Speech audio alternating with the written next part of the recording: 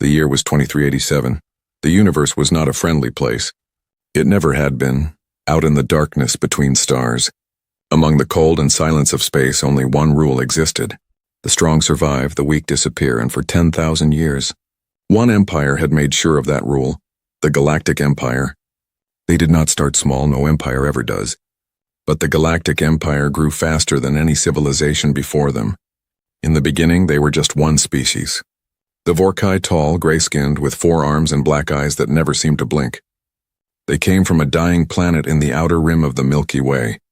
Their sun was fading. Their oceans were drying up. Their people were desperate, so they did what desperate people often do. They looked at their neighbors and decided to take what they needed. The first planet they conquered was called Saren. It was a green world, full of life, full of a gentle people called the Sarenai, who had never built a single weapon in their entire history. They believed the universe was peaceful. They were wrong.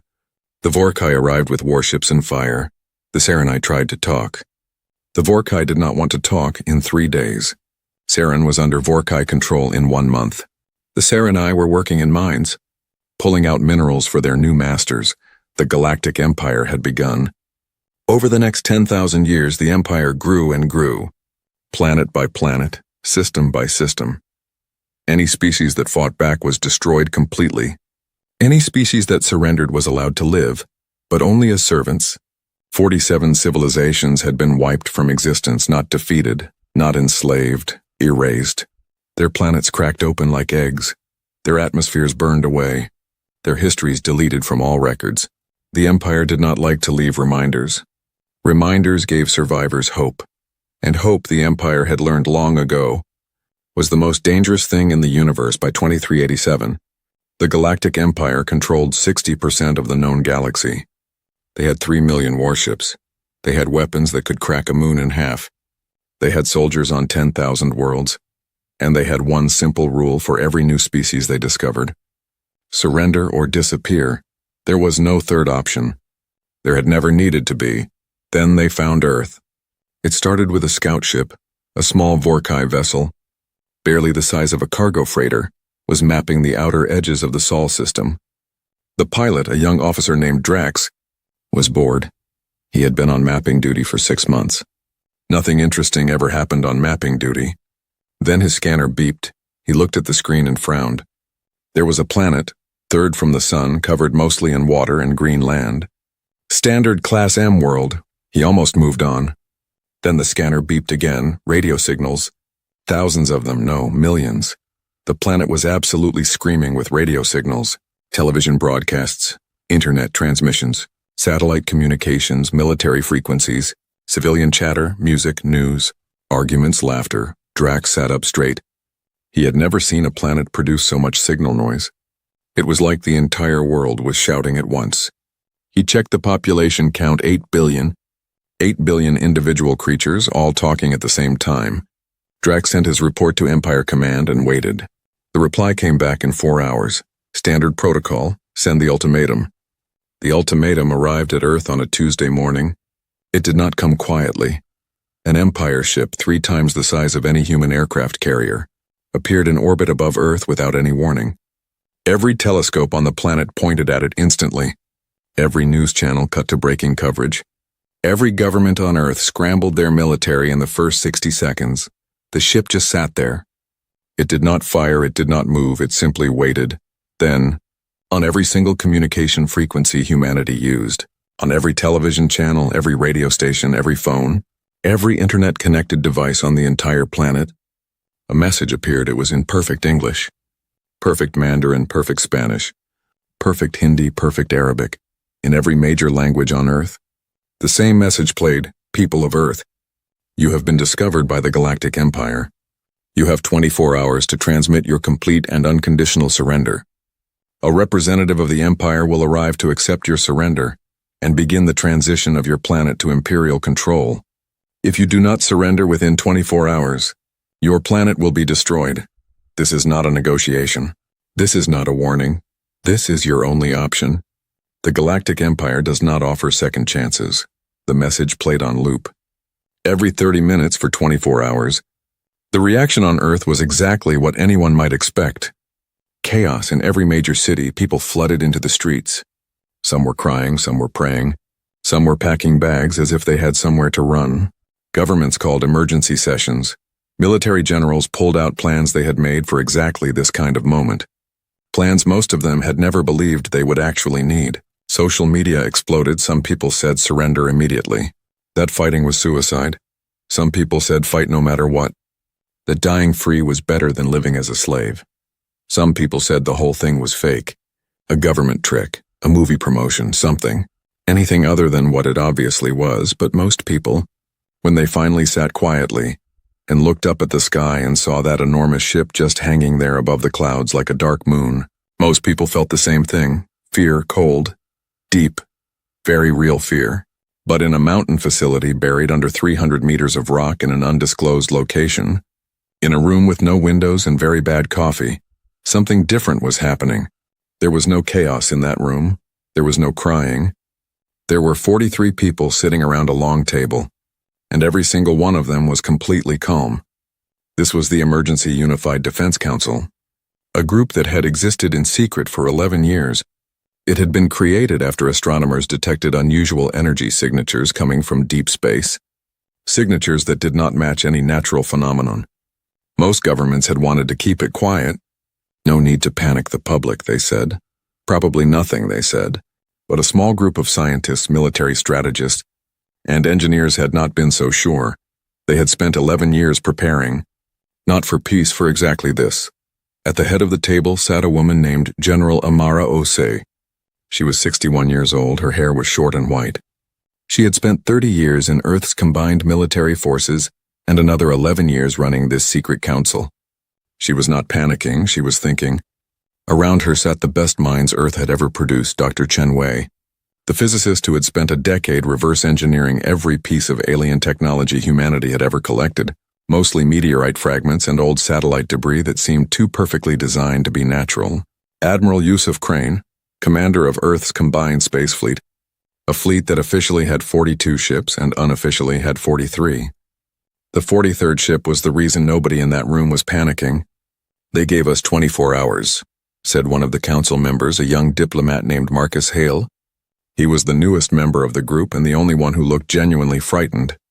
24 hours before they destroy the planet.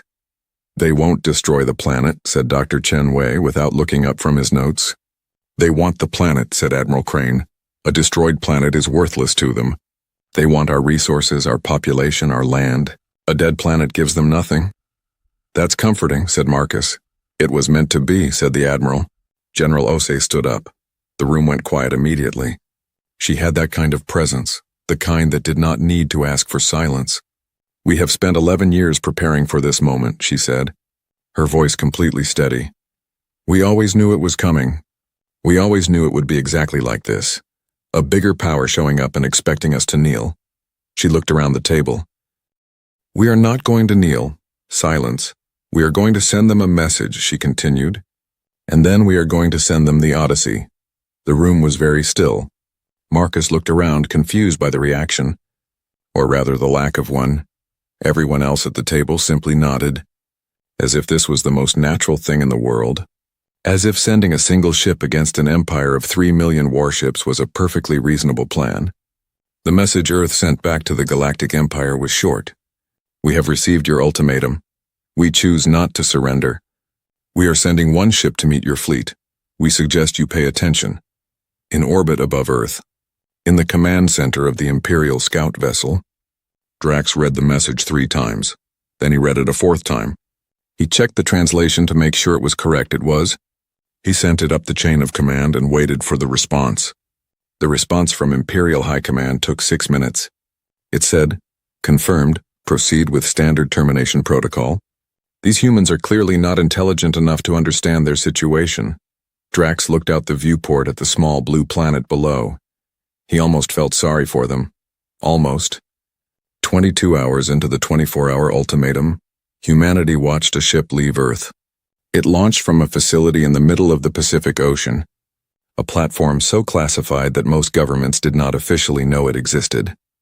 The ship rose slowly through the clouds, and when it cleared the atmosphere and people got their first good look at it through telescopes and cameras and satellite feeds, There was a moment of complete silence across every broadcast on Earth.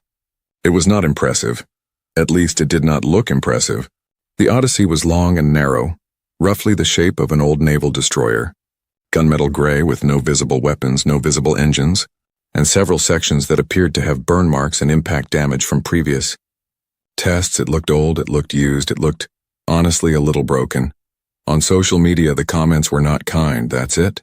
We're sending that against their fleet? Is this a joke? Someone please tell me this is not our only plan. High above Earth? Drax watched the Odyssey on his scanner and actually laughed. He opened a channel to Imperial Command. The humans have launched one vessel, he reported. It appears to be a short-range military ship. Heavily damaged. No visible weapon systems. I am reading unusual energy signatures, but nothing significant. The reply from Command was immediate. Let it come. Record everything for the archives. This will be a useful example for other species that consider resistance. Drax nodded and settled back into his chair.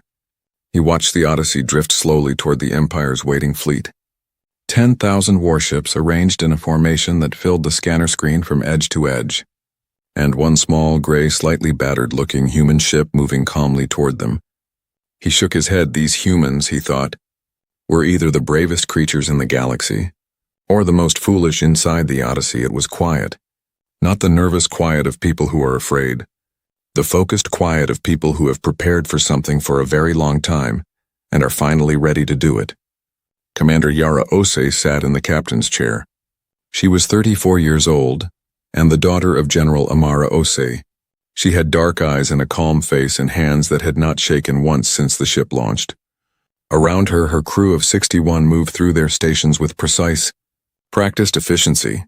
They had run this scenario in simulation 4,000 times. 4,000. They knew every possible response the Empire might have. They had a counter for each one. Yara looked at the scanner screen. 10,000 ships. She counted them the same way she had counted them in every simulation. Then she did what she always did at this point in the simulation. She smiled. Helm, she said quietly. Yes. Commander, take us in.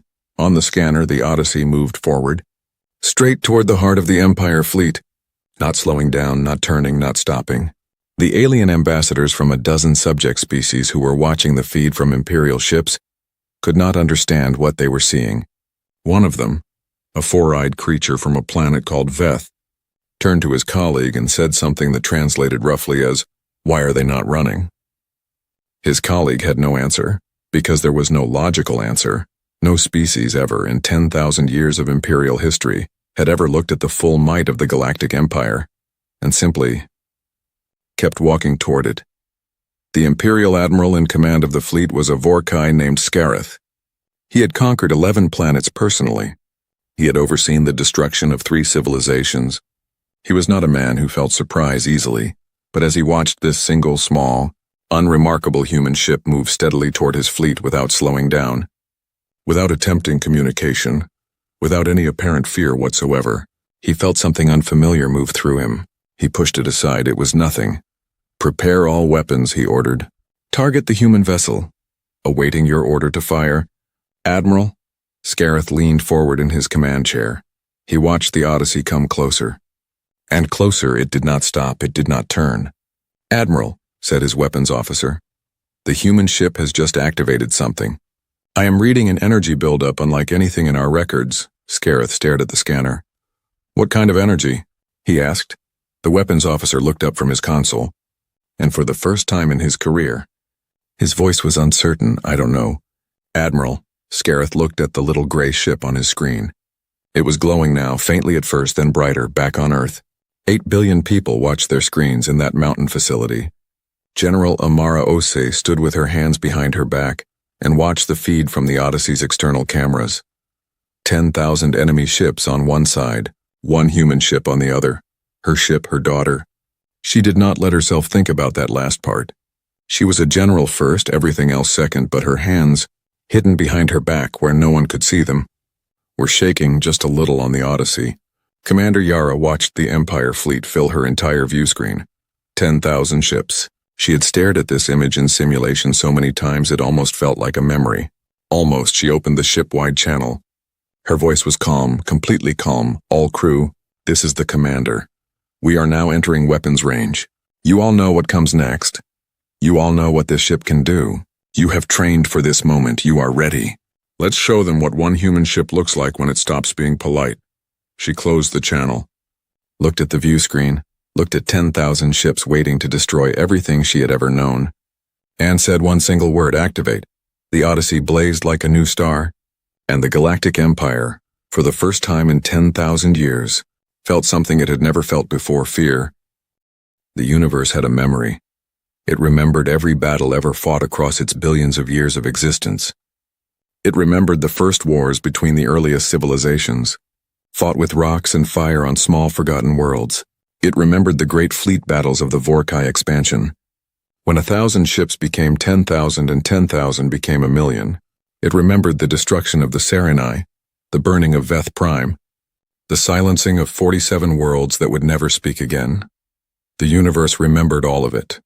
But it had never seen anything like what was about to happen in the Sol system on a Tuesday morning in the year 2387. Because what was about to happen had never happened before. Not once, not anywhere, not in 10,000 years of Imperial history. Admiral Scarith was not a nervous being. Nervousness was something he had burned out of himself a long time ago. The way you burn a weed out of a garden. Deliberately and completely, leaving no root behind. He had conquered 11 planets. He had watched 3 civilizations end. He had sat in command chairs on ships that were on fire and given orders in the same flat, cold voice he used when giving orders on ships that were perfectly fine. Nothing made him nervous. He told himself this as he stared at his scanner. He told himself this as the Odyssey moved toward his fleet at a slow, completely unhurried speed, as if it had all the time in the universe. He told himself this as the energy readings from that small gray human ship climbed higher than anything his instruments had ever been designed to measure. He was not nervous. The tightness in his chest was something else entirely. He had no idea what it was. All weapons, he said. His voice was flat and cold, exactly as it always was. Fire! The Imperial fleet fired, all of it, every weapon on every ship. Activated simultaneously on a single target. The combined firepower of 10,000 warships was a number so large that the human scientist who later tried to calculate it had to invent new mathematical notation just to write it down. It was not a battle. It was not even an attack, it was an erasure. The space between the fleet and the Odyssey ceased to exist as a concept. There was no space, there was no darkness. There was no distance, there was only light. White and absolute and total, a wall of pure converted energy that traveled across the gap between the fleet and the Odyssey in less than 1 second and hit the human ship like the fist of a god. Every camera watching went blind. Every sensor array across the Sol system registered a spike and shut itself down to prevent damage. On Earth, 8 billion screens went white. In the mountain facility, General Amara Ose stood perfectly still. The screen in front of her was white. The room around her was completely silent. She could hear the ventilation system humming. She could hear someone breathing too fast 3 seats to her left. She could hear her own heartbeat. She did not move, she did not speak, she was a general. She had made her plan and executed her plan, and now the plan was doing what it was doing, and there was nothing left for her to do but wait. She waited. Inside the Odyssey, something extraordinary was happening. The energy hit the ship's absorption field like water hitting a sponge. Not like a wall hitting a wall. Not like a force meeting a resistance. Like water hitting a sponge, the field took it. All of it, every beam, every torpedo, every pulse, every lance, every type of weapon the Empire had ever developed. All of it flowing into the Odyssey's absorption matrix in one enormous continuous wave. The ship's interior lit up. Every surface blazed with a deep electric blue that had no business existing outside of a physics laboratory. Every panel, every screen, every metal wall, every floor plate, every ceiling glowing from within. The noise inside the ship was extraordinary. Not an explosion, not a crash, a hum, a deep resonating building hum that started in the floor and traveled up through the crew's boots and into their legs and into their chests and sat there vibrating, the way a very large bell vibrates after you strike it. Dr. Ren Okafor was not a man built for dramatic moments. He was a short, round, extremely precise engineer from Lagos who preferred his drama in the form of novels, and had once told Commander Yara that if anything on the ship ever actually went dramatically wrong, She should not expect him to behave well about it. He was staring at his engineering console now with an expression on his face that was not quite calm, and not quite panic, but somewhere in between. A very focused, very intense somewhere in between. The numbers on his screen were not numbers he had ever seen outside of theoretical simulations. "Field saturation," he said, and his voice only shook a little, which he considered a personal victory. "Climbing past 400%. 500, Commander, we are taking all of it. The capacitors are responding exactly as designed. 600, 700, talk to me." "Ren," said Yara from the captain's chair. She had not stood up. She had not gripped anything. She was sitting in exactly the same position she had been sitting in before the Empire fired. One leg crossed over the other, watching the monitors. 800%, said Ren. 900, Commander, the field is holding. I repeat, the field is holding, every system nominal. No structural stress beyond design parameters. I am reading. He stopped, looked at his screen, looked at it again. Ren, said Yara. Complete absorption. Commander, he said, and his voice had gone very quiet now. Quiet in the way that a voice goes quiet when a person realizes they are standing in the middle of a moment that will be told as a story for the rest of their life. We took all of it. Every jewel they fired at us is now inside this ship. Field saturation is holding at 943%, and the capacitors are stable. He turned around and looked at Yara. We are 40 times more powerful than when we arrived. The bridge was completely silent for exactly 2 seconds. Then Lieutenant Priya Mok at the weapons console said very softly, "Oh, that's brilliant," and Dr. Ren Okafor laughed. A short, surprised, completely genuine laugh. The laugh of a man who has spent years building something and has just watched it work perfectly for the first time. Yes, he said, it really is. Yara stood up. She walked to the forward view screen and looked at the Imperial fleet. 10,000 ships still in formation, not moving. She could imagine what was happening over there right now. The confusion, the frantic checking and rechecking of sensor readings, the officers looking at each other across consoles, trying to find a reasonable explanation for what their instruments were telling them. The Admiral sitting very still, trying to hold his face together. She had run this moment in simulation so many times, but the simulation had never quite captured what it actually felt like to stand here and look at them and know, really know that the math had worked, that the physics had worked, that 11 years of preparation had worked. She turned to Priya. "Do you have targets?" she asked. Priya's fingers were already moving. "I have been building the targeting solution for the last 40 seconds. "Commander," she said without looking up, her eyes tracking across the display in front of her, with the particular focused stillness of someone who is completely in their element. "I have identified 312 priority targets in the Imperial formation. All communication and command relay vessels. Disabling them cuts Admiral Scareth's fleet off from direct contact with Imperial High Command. He will have to make all further decisions independently, without guidance, without support, and without the ability to call for reinforcements." She looked up. "It is a precise shot, Commander, very precise. I will need to calibrate the pulse spread to within a margin of half a degree to avoid hitting non-target vessels." "Can you do it?" asked Yara. Priya looked almost offended. "I have done it in simulation 800 times. "That was simulation, Commander," said Priya, very patiently, the way a person speaks when they are choosing not to say what they actually want to say. "I can do it." Yara looked at her for one moment, then nodded. "Do it." Priya fired one pulse, blue-white, fast, precise, spreading outward from the Odyssey in a controlled fan pattern that had taken Priya 4 months to design and 800 simulations to perfect. It lasted 1.7 seconds when it ended. 312 Imperial ships were dark, not destroyed, dark.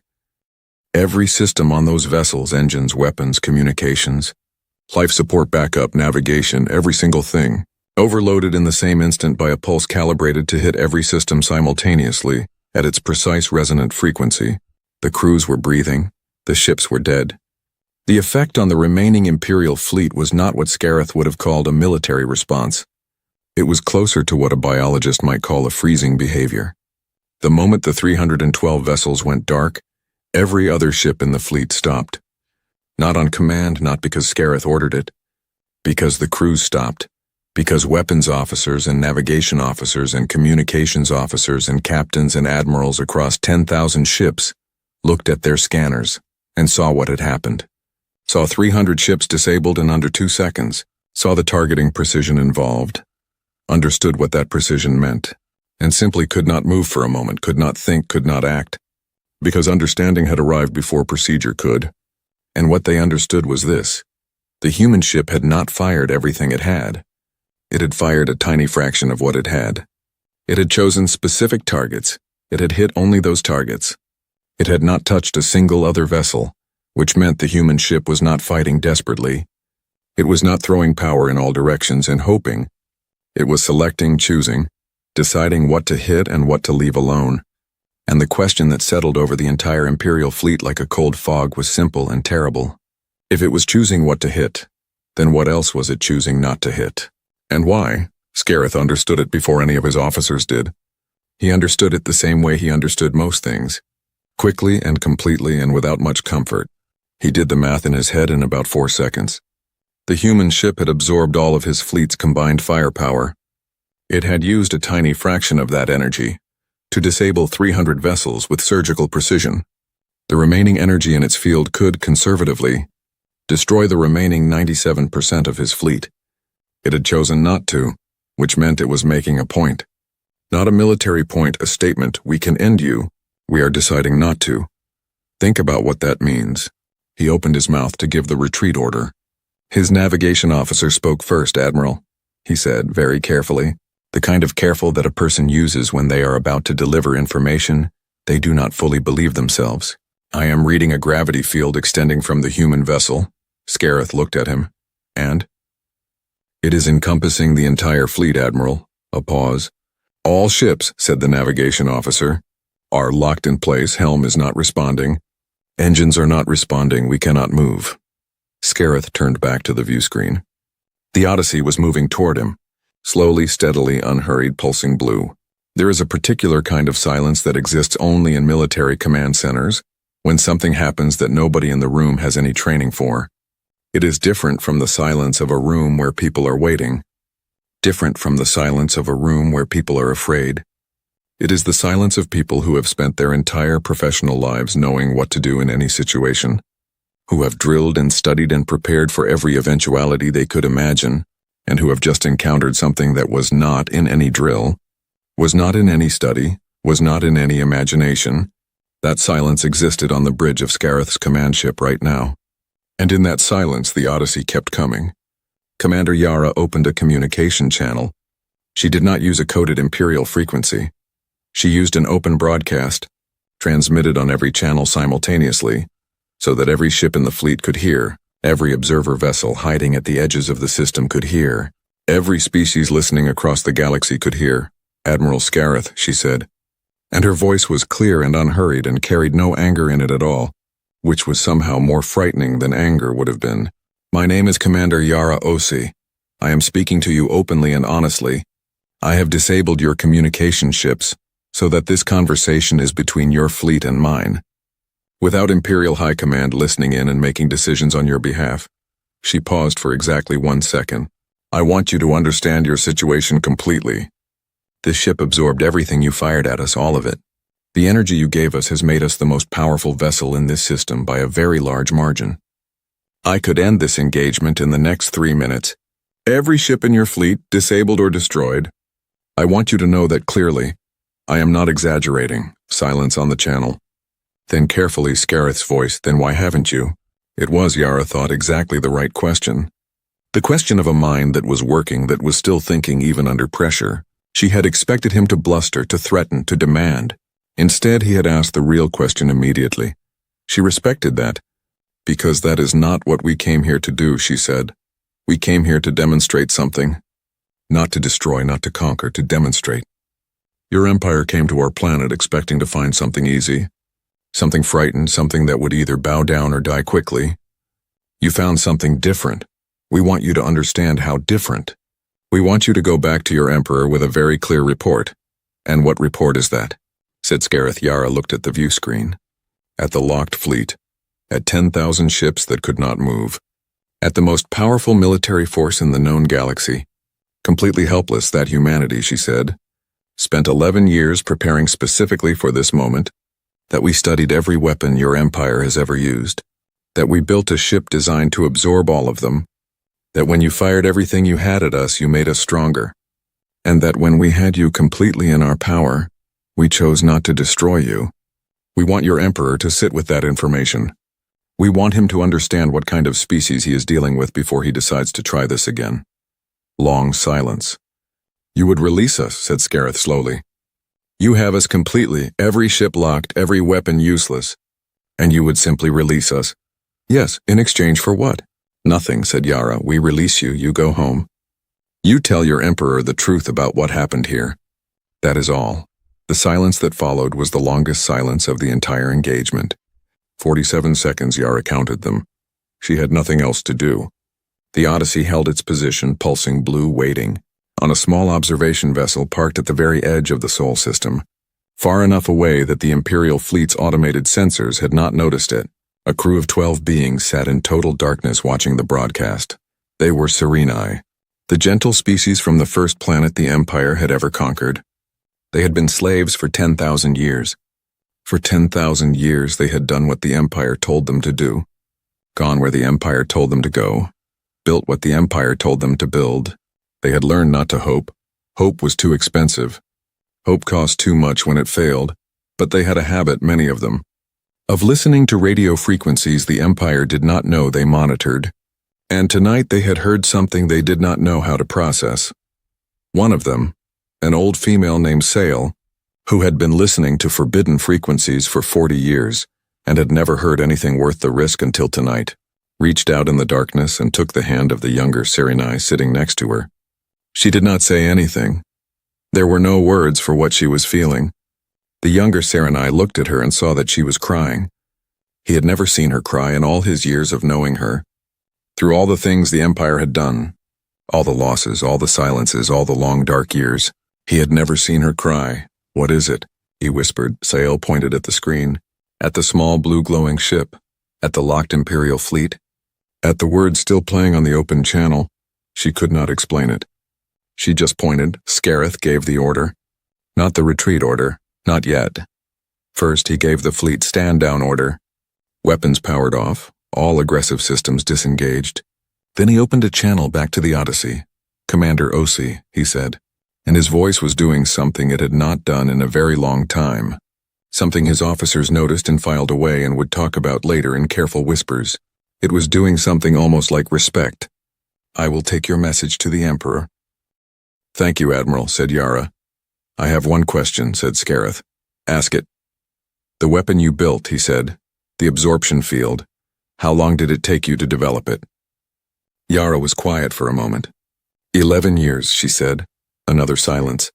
You built it before we arrived, said Scareth. You built it before first contact?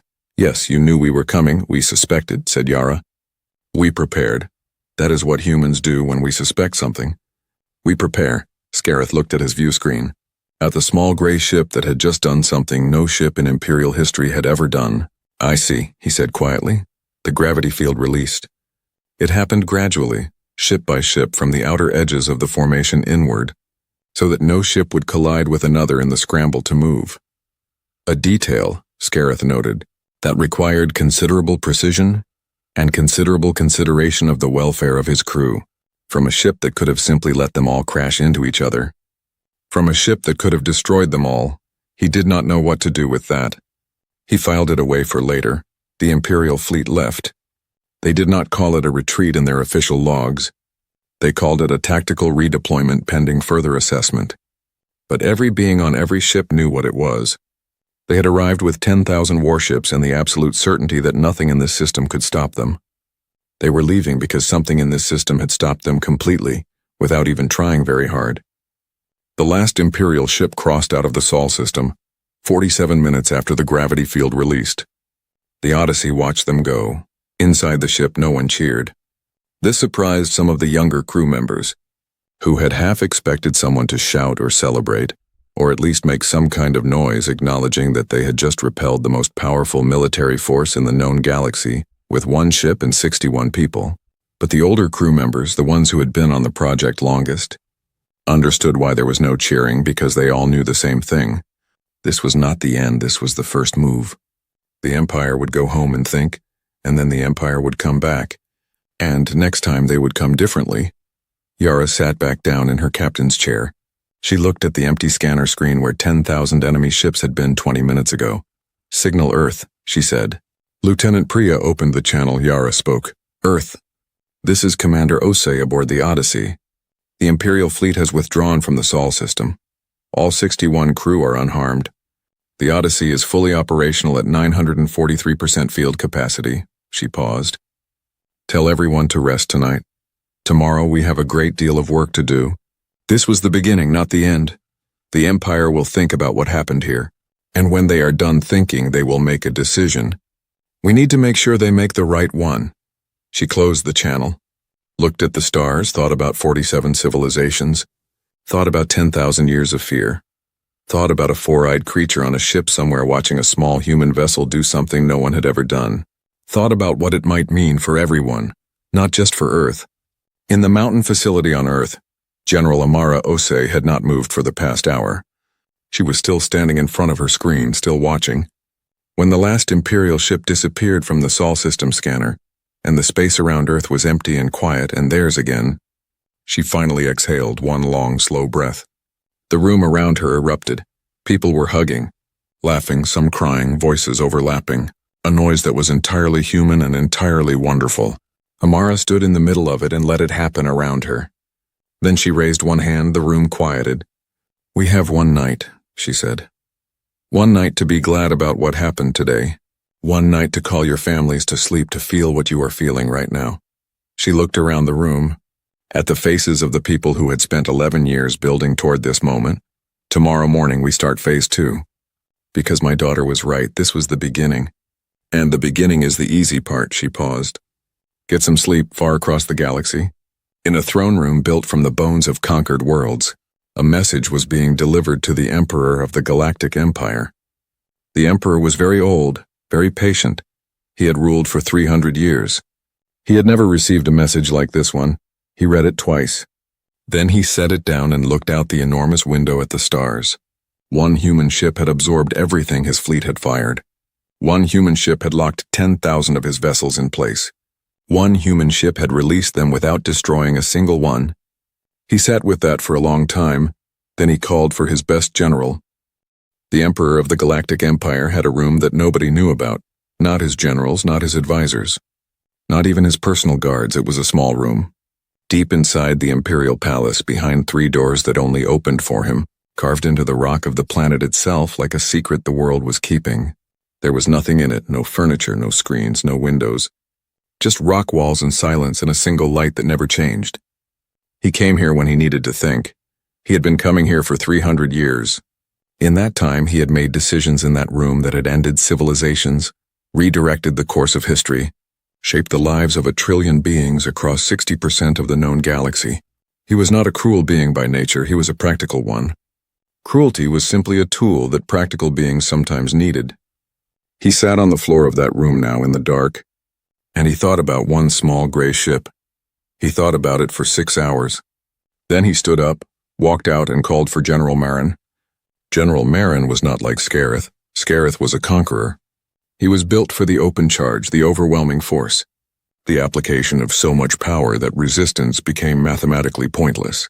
Marin was something else. She was thin, pale, quiet, with eyes that moved constantly, taking in everything, missing nothing.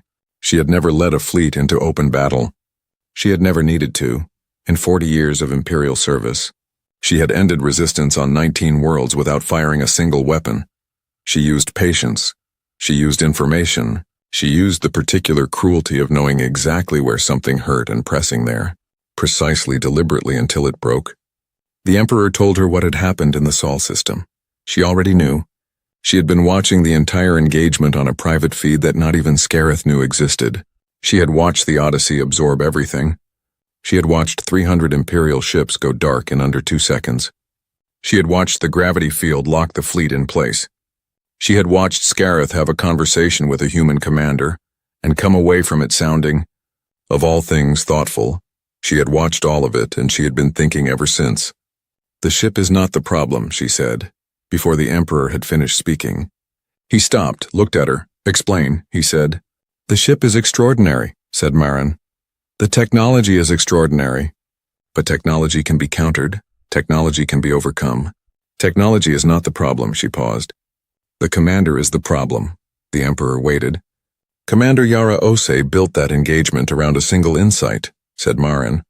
She understood that our fleet would fire everything at once. She prepared for it. She turned our greatest strength into her greatest advantage. That kind of thinking cannot be answered with more ships or bigger weapons. You cannot outweapon a mind that turns weapons against you. Then how do you answer it? Said the Emperor. Marin was quiet for a moment. You do not fight the ship, she said. You fight the commander. Every mind has a weakness.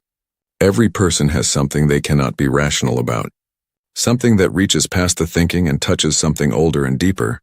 She looked at the Emperor.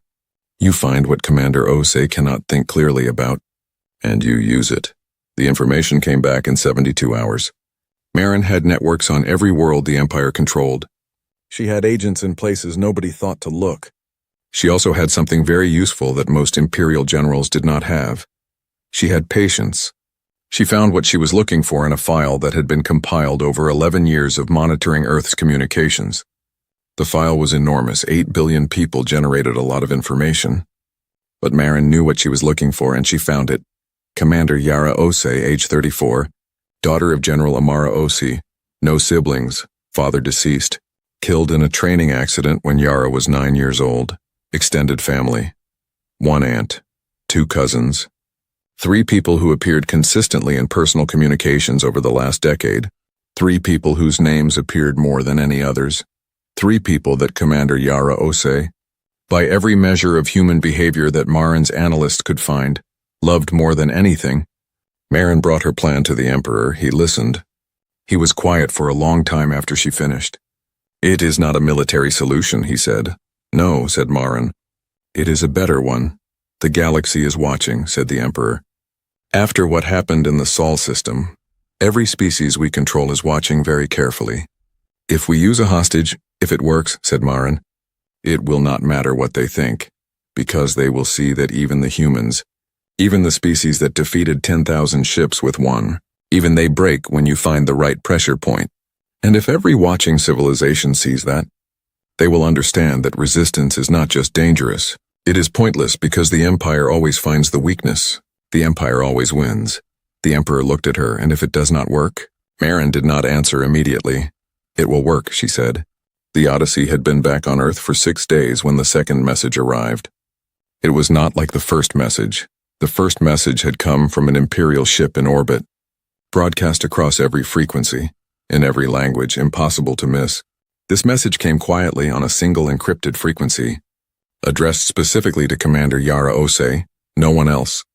Yara was in a debrief session when her personal communicator vibrated.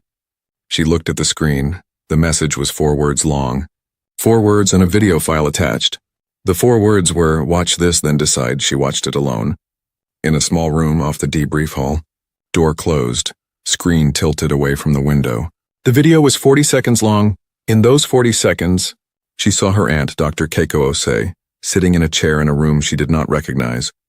She saw her 2 cousins, Marcus and Sina, standing behind their mother. They were not visibly hurt. They were not in chains.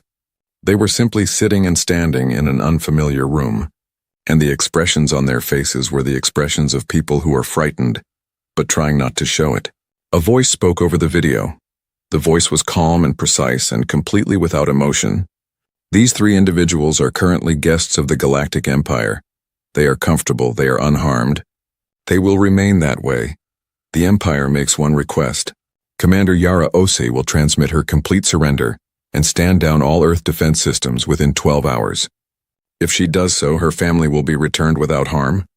If she does not, they will be executed publicly, broadcast on every frequency, so that every species in the galaxy understands what happens to the families of those who resist the Empire. The video ended. Yara sat in the dark room for a very long time. She did not move.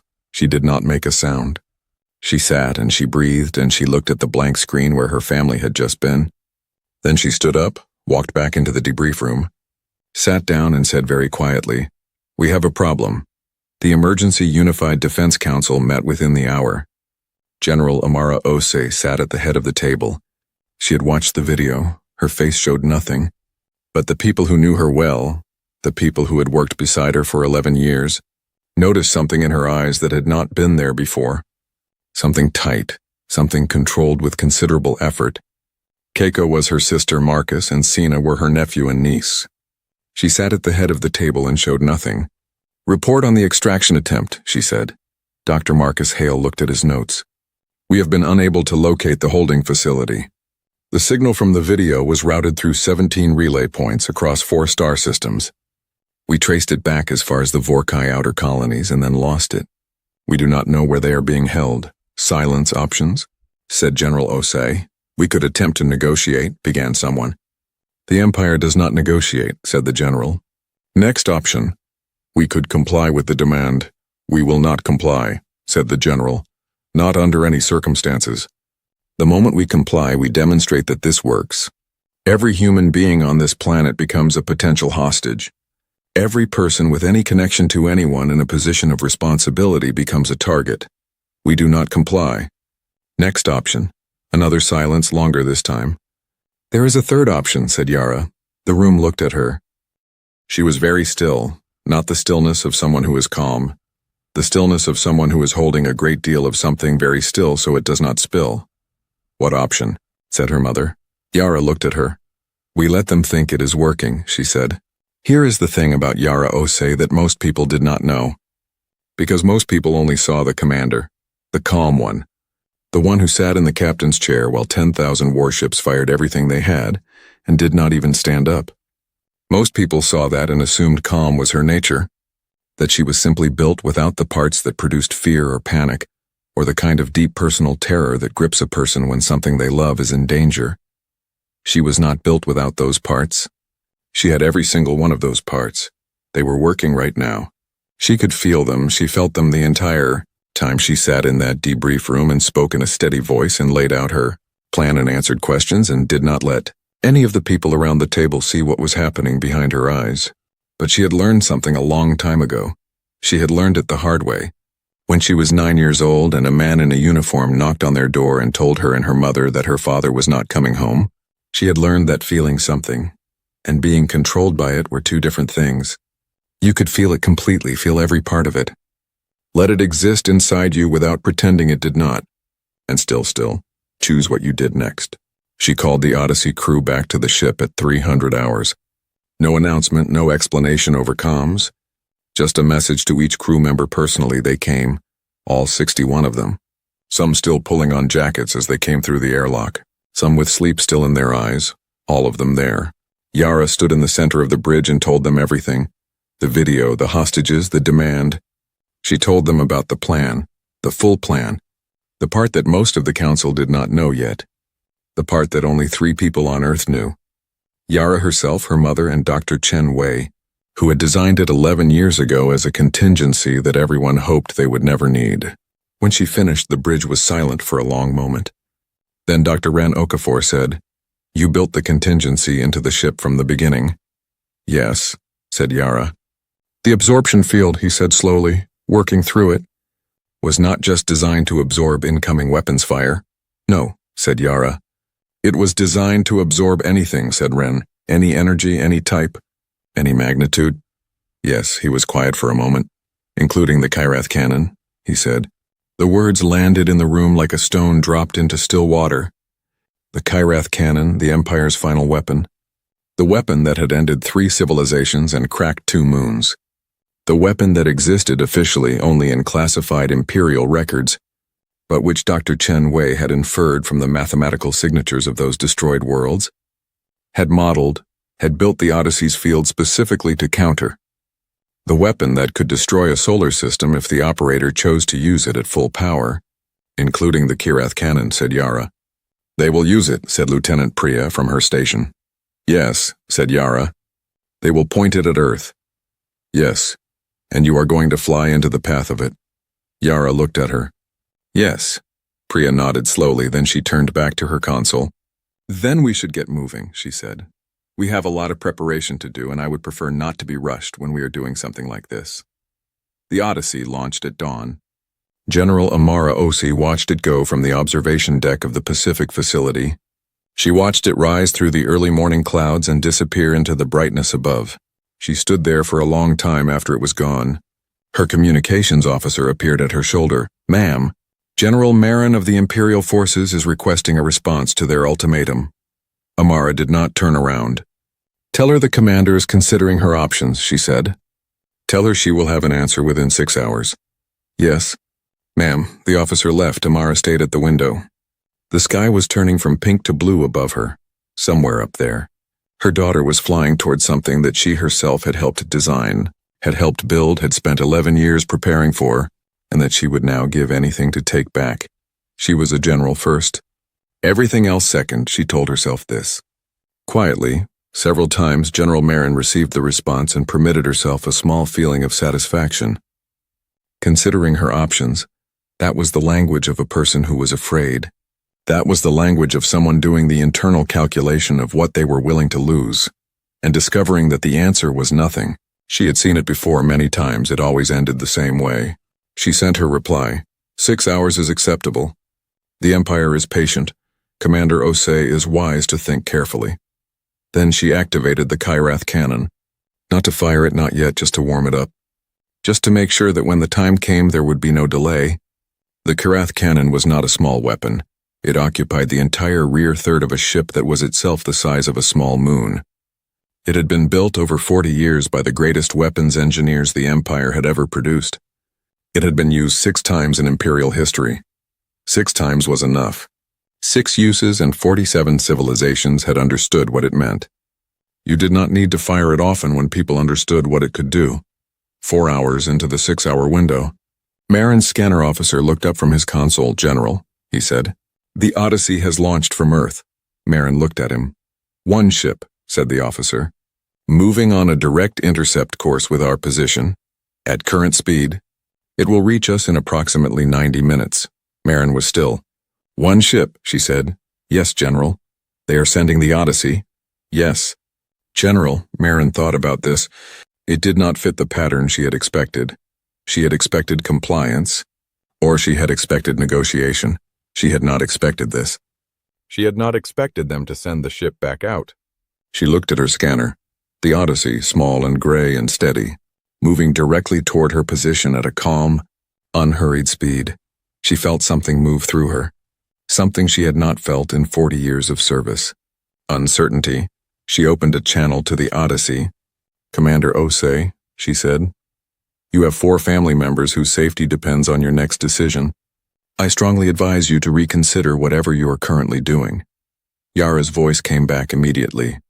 "General Marin," she said, and her voice was the same voice it had been in the Sol system. The same voice that had spoken to Scarith with 10,000 ships in front of it. Steady and unhurried and carrying no anger. Just clarity. "I know who you are. I have read your record. 19 worlds without a single weapon fired. You are very good at what you do." A pause. "But you made a mistake." Marin's eyes narrowed. "Did I?" "You took my family," said Yara. "You assumed that would make me afraid to act."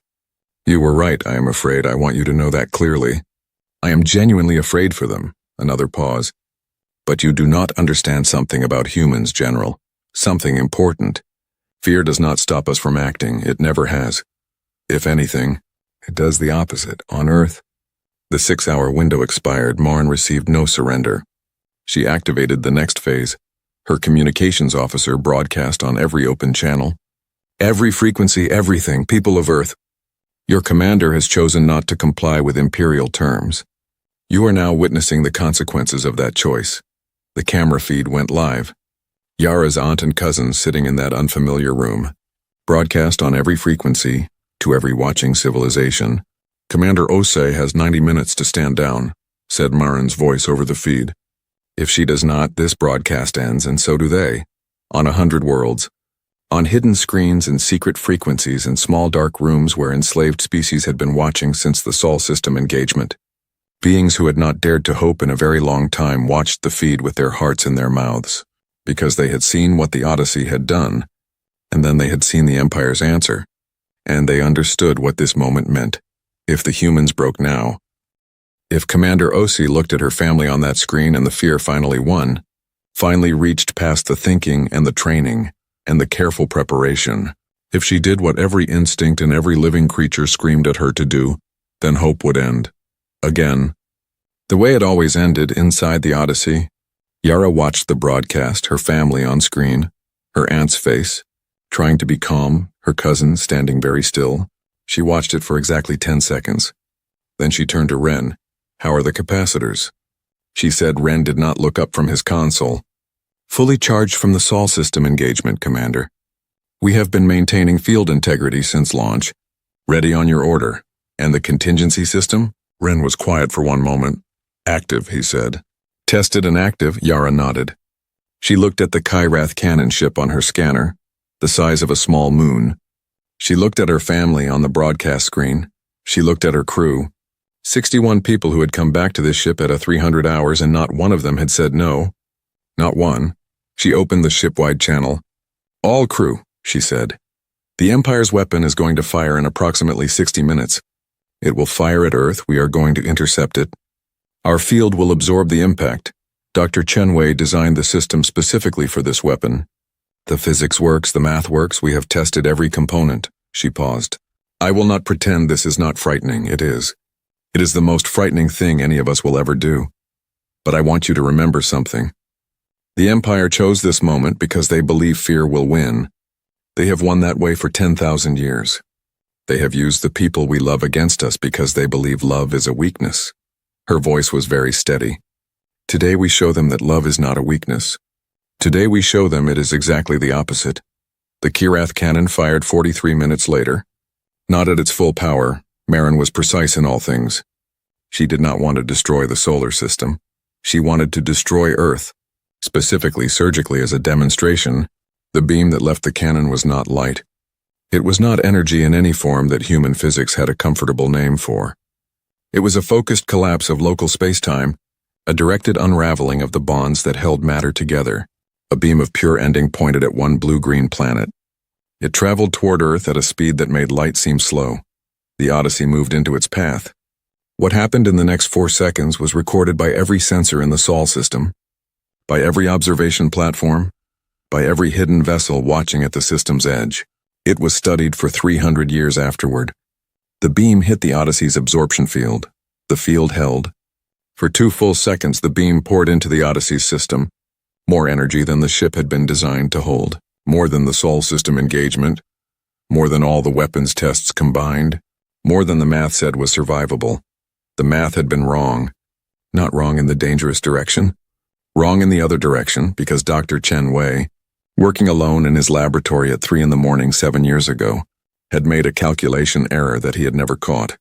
And the error had made his safety margins not smaller than reality but larger. The system could hold more than he had thought. Considerably more. The Odyssey did not break. It blazed brighter than the sun for 2 seconds. The Odyssey was the brightest object in the solar system. Then the beam ended, because the Kyrath cannon had fired everything it had, and the Odyssey had taken all of it. The silence that followed lasted exactly 4 seconds. Then Yara's voice came over every channel. "Calm, steady, not even breathing hard. Earth, this is Commander Osi. We are intact. All systems operational, field saturation at an interesting number which Dr. Okafor will explain later. No casualties, the beam has been absorbed." She paused. Then added, "General Marin, I believe you are now out of weapons. On 100 worlds, in 100 dark rooms, beings who had not let themselves hope in a very long time, did something they had forgotten how to do. They hoped in deep in the Imperial Palace, in a small dark room that no one else knew about. The Emperor sat alone and looked at the feed from the Sol system, at the Odyssey blazing in the dark. Still there, still whole, he sat for a long time. Then he picked up his communicator and called General Marin, and told her to release the hostages. The Emperor of the Galactic Empire was 340 years old. In 340 years, he had seen many things. He had seen species beg. He had seen species fight. He had seen species burn. He had seen the greatest civilizations in the known galaxy reduced to silence and dust and memory. And he had watched all of it from a throne built from the bones of conquered worlds, and felt nothing in particular about any of it. Feeling things was not efficient. Feeling things slowed down decisions. He had removed feeling from his process a long time ago. The same way you remove a malfunctioning component from a machine, Cleanly, completely, and without sentiment. He was a machine now in the way that mattered. He processed information, he made decisions, he produced outcomes. For 300 years this had worked perfectly. Then one small gray ship had absorbed the Kyrath cannon. He sat in his small dark room for 4 hours after he made the call to Marin. He sat and he thought and he did something he had not done in a very long time. He felt something, not fear exactly, something older than fear, something that lived underneath fear. In the place where very intelligent beings go when they realize that their entire model of how the universe works has just been quietly and completely dismantled. The universe had a rule: the strong survive, the weak disappear. He had built his entire existence on that rule. He had built an empire on it. And now a species had arrived that was strong enough to absorb everything he threw at them, and gentle enough to let his fleet go home, and patient enough to spend 11 years preparing, and brave enough to fly one ship into the path of the Kyrath cannon. And he did not know what category to put them in. Strong, obviously, but not cruel, and in his experience, strength without cruelty did not exist. Strength without cruelty was a story that weak species told themselves to feel better. Except it was sitting right there on his scanner, blazing like a small sun, still whole, still calm, still choosing what to do next. Marin released the hostages 3 hours after the Emperor's call. She did it without explanation, without negotiation, without any of the performance that usually accompanied imperial decisions. She simply opened the door of the room where they had been held and said very quietly, to no one in particular, "They may go." Then she walked to her command chair and sat down and looked at the Odyssey on her scanner. Still there, still blazing. She had spent 40 years reading people, reading the small signals, the hesitations, the micro-expressions, the words chosen and the words avoided, finding the weakness and pressing there. She was very good at it, but she had misread this one. She had looked at Commander Yara Osi and seen a daughter, and daughters, in her experience, always broke when their family was threatened. Always, she had never been wrong about that. Until today, she sat in her chair and she thought about what that meant. Not tactically, not strategically. She thought about what it meant that a person could love someone completely, could be genuinely afraid for them, could feel all of it fully, and still choose to fly into the Kyrath cannon. She thought about that for a long time. Yara's Aunt Keiko and her cousins Marcus and Sena were transported back to Earth on a small neutral vessel operated by a species called the Then, who had spent 200 years as imperial servants and who had volunteered for this particular job the moment they heard what was happening. The Then pilot, a young female named Osa, did not speak much, but when Keiko thanked her for the transport, Osa looked at her with 4 pale eyes and said, very carefully in accented but clear English, "We have been watching your family for 3 days. We did not know humans before this, we know them now. It is an honor to carry you home." Keiko did not know what to say to that. She held Osa's 4-fingered hand for a moment. That was enough. The Odyssey held its position outside Earth's orbit for 6 hours after the Kyrath cannon engagement. Not because it needed to. The ship was fully operational. Every system running. The crew unharmed. The absorbed energy sitting in the capacitors like a sleeping sun. It held position because Yara needed to think. She sat in her captain's chair and she thought. She thought about the Empire, about the Emperor, sitting somewhere in his palace, processing what had happened about Marin, who had released the hostages not because she was forced to, but because her Emperor had told her to, which meant the Emperor had made a choice. A real choice. The Emperor could have escalated. He could have sent another fleet. He could have pointed another weapon. He had chosen not to. And choices, Yara had learned from her mother, were the most important thing in the universe. More important than weapons, more important than technology, more important than the size of your fleet or the power of your ship. Choices were what you actually were, she called her mother.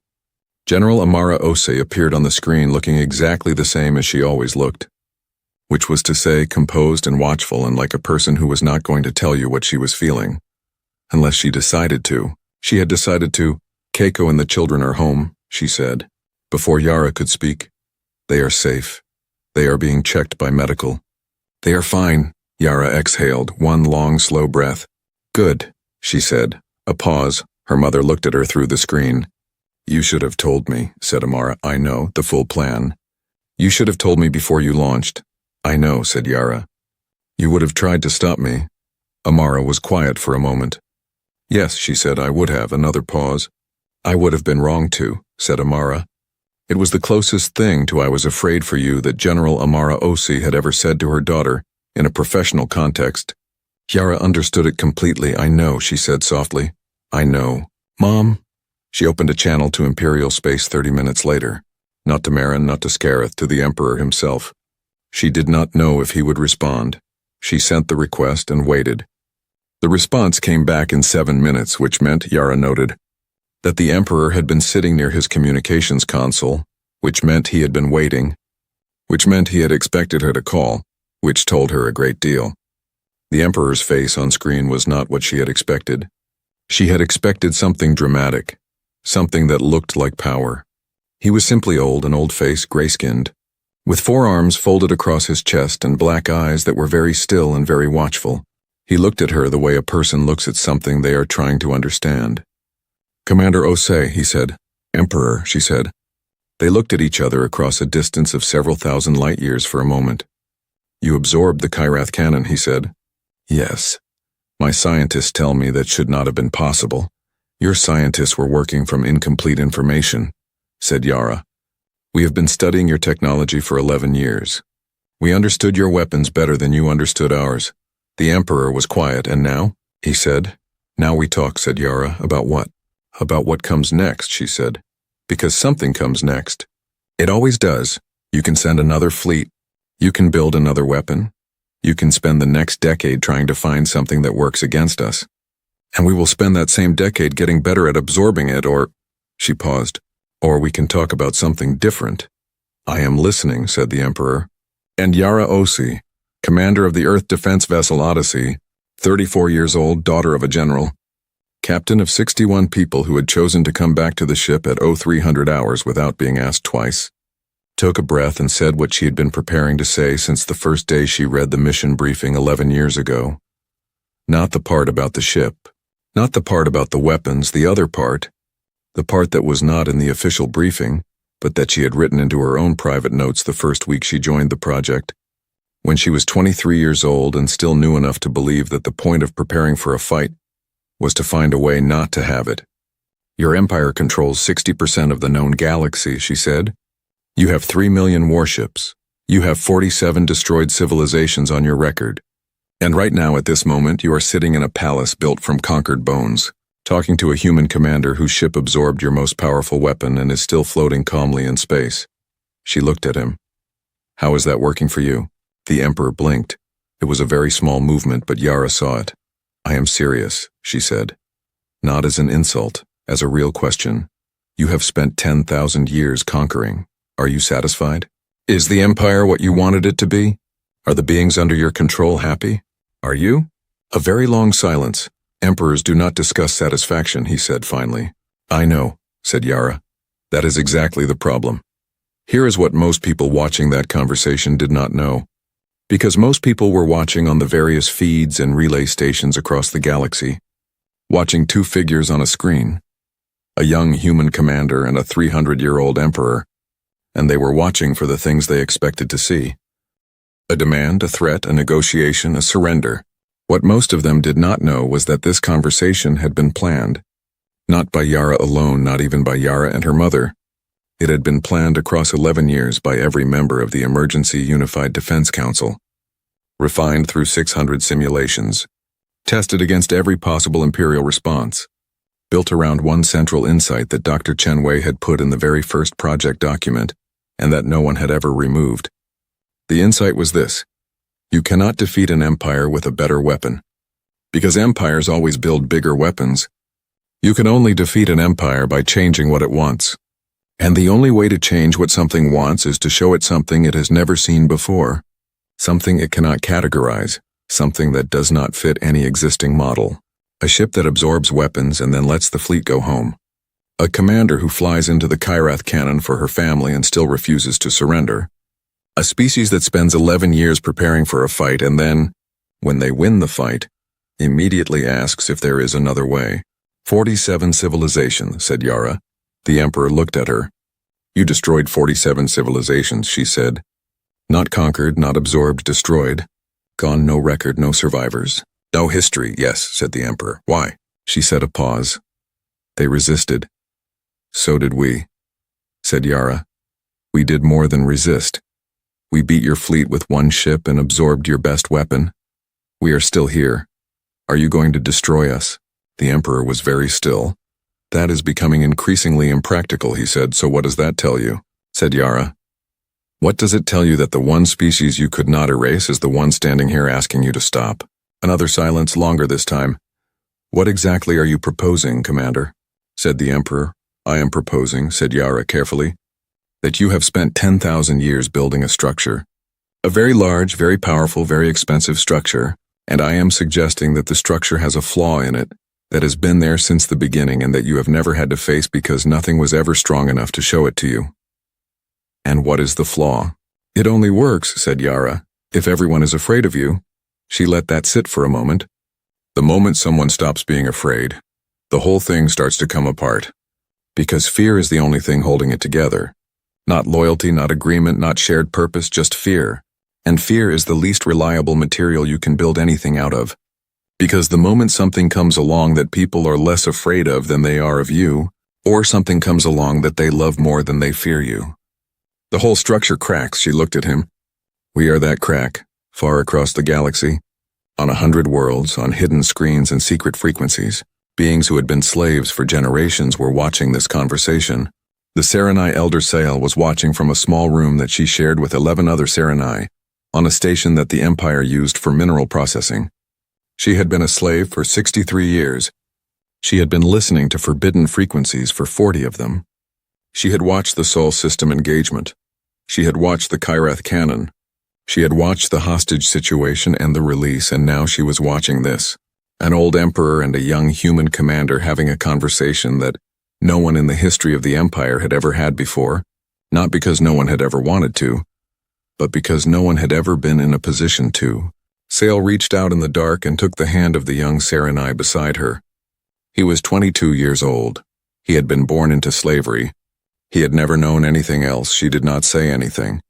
She just held his hand and they watched the screen together. I have ruled for 300 years, said the Emperor. I know, said Yara.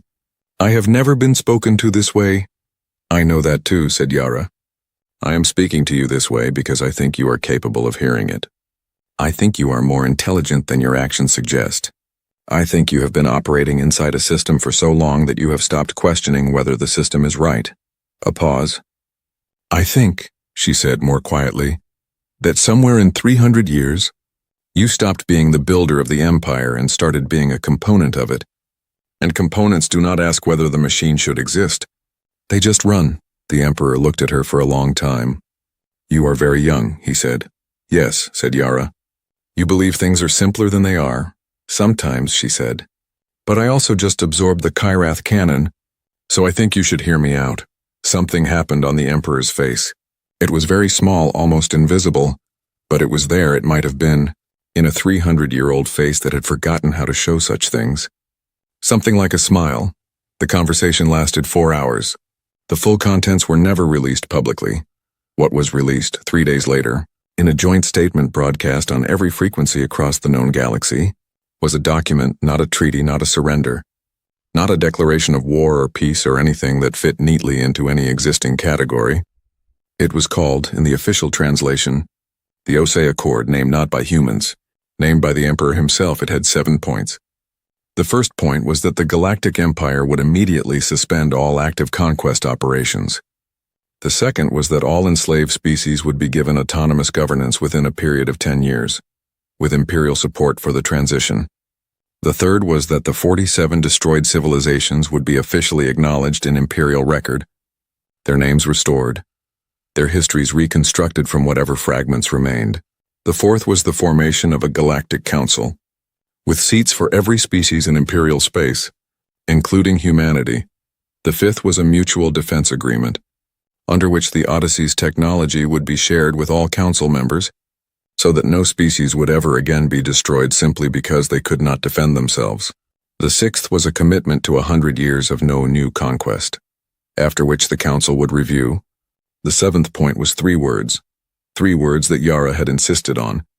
3 words that the Emperor had considered for 6 hours before agreeing.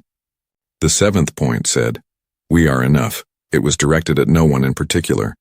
It was a statement that no empire needed to be larger than it was, that no civilization needed to consume others to survive, that the universe was large enough for everyone.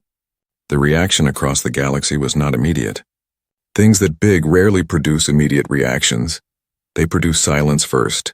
The kind of silence that happens when something so large and so unexpected occurs that the mind needs time to understand what it is experiencing.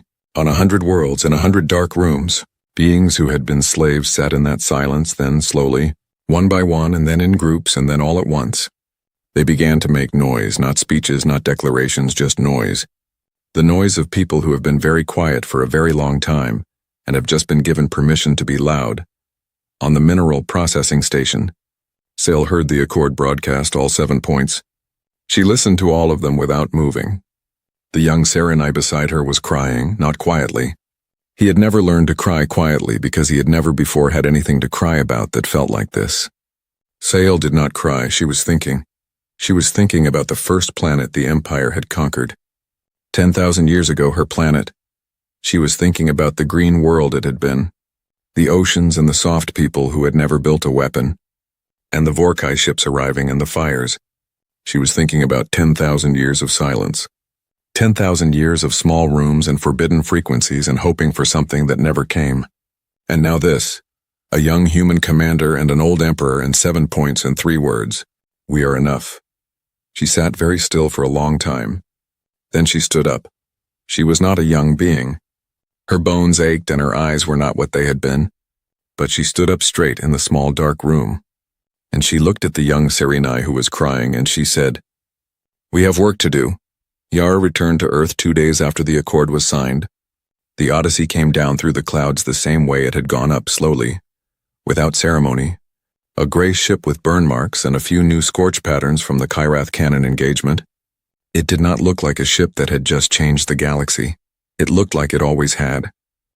Slightly used, slightly worn. Exactly itself. There was no parade. Yara had specifically asked for no parade.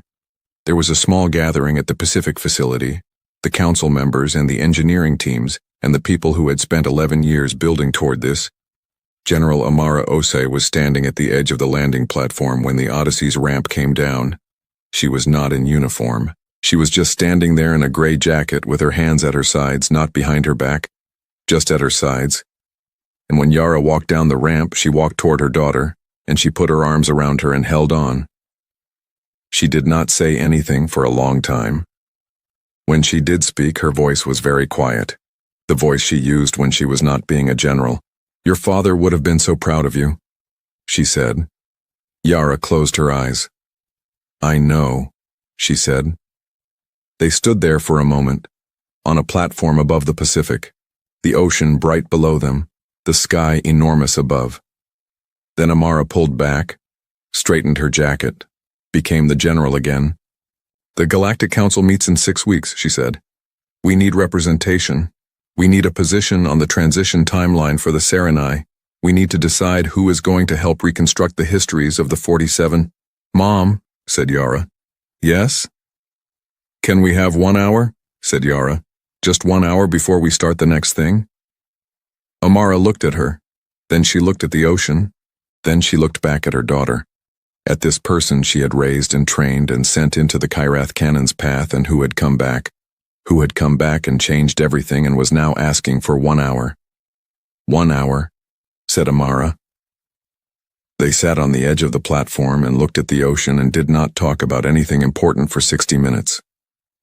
They talked about small things, the weather, whether the facility canteen had gotten better coffee since Yara had been away, a memory Amara had of Yara's father, something funny he had said once on a Tuesday morning that neither of them could fully remember, but both of them could still hear.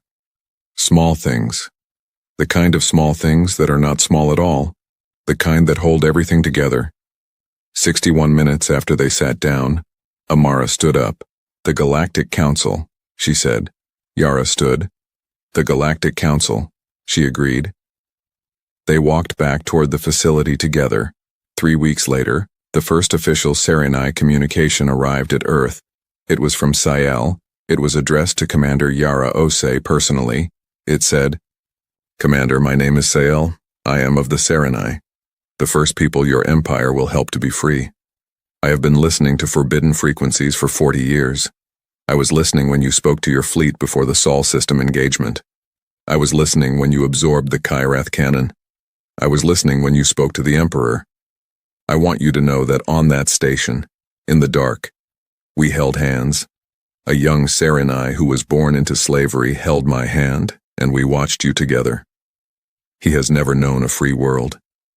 He is going to know one now. I do not have words for what that means. I am not sure words exist for it. But I wanted you to know that we were watching. We are always watching. We were waiting for a very long time. Thank you for being worth waiting for." Yara read the message alone. In a small room, door closed, she read it twice. Then she put her communicator down on the table and looked at the wall for a long time. She was not going to cry. She was not. She was a commander. She was absolutely not going to cry. She cried anyway, not for long, just for a moment.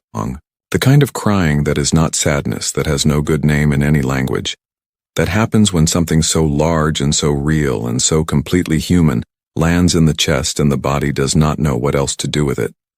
Then she wiped her eyes, picked up her communicator, and wrote back, "Ciel, my name is Yara. We were not brave because we were not afraid. We were brave because we were afraid and we did it anyway. I think that is what bravery is. I think that is what all of this is. I am glad you are watching. Tell the young Serenai his world is coming. It will take time. It will take a great deal of work from a great many people, but it is coming. We are going to build something better, all of us, together. Watch this space." Far across the galaxy, in the quiet of the mineral processing station, a message arrived on a forbidden frequency. Ciel read it. Then she found the young Serenai, the one who had been born into slavery, the one who had never known a free world. She showed him the message. He read it slowly, in the way of someone who has taught themselves to read on stolen time and treats words carefully because of it. When he finished, he looked up. "Watch this space," he said. "Yes," said Ciel. He looked at the screen, at the stars beyond the station window, at the enormous galaxy out there, 60% of which was beginning, slowly, painfully, genuinely, to change. "Okay," he said quietly. He was 22 years old. He had been born into slavery. He had never known a free world. He was going to. The Galactic Empire sent its strongest fleet. Humanity sent one ship. The fleet came to end a world. The ship came to begin one. And in the long memory of the universe, which remembered every battle ever fought across billions of years of darkness, this was the one it would tell forever. Not because of the weapons, not because of the technology, not because of the absorption field or the Kyrath cannon or the gravity lock or any of the extraordinary things that Small Gray Ship had done, but because of what happened after, because of a young commander who flew into the end of everything and came out the other side and immediately asked, "Now what can we build?" Because of an old emperor who had spent 300 years as a component of a machine and chose at the end to be something more. Because of a Serenai elder on a mineral processing station holding the hand of a boy who was going to know a free world. Because of 61 people who came back to a ship at 0300 hours without being asked twice. Because the universe had a memory. And this was worth remembering. And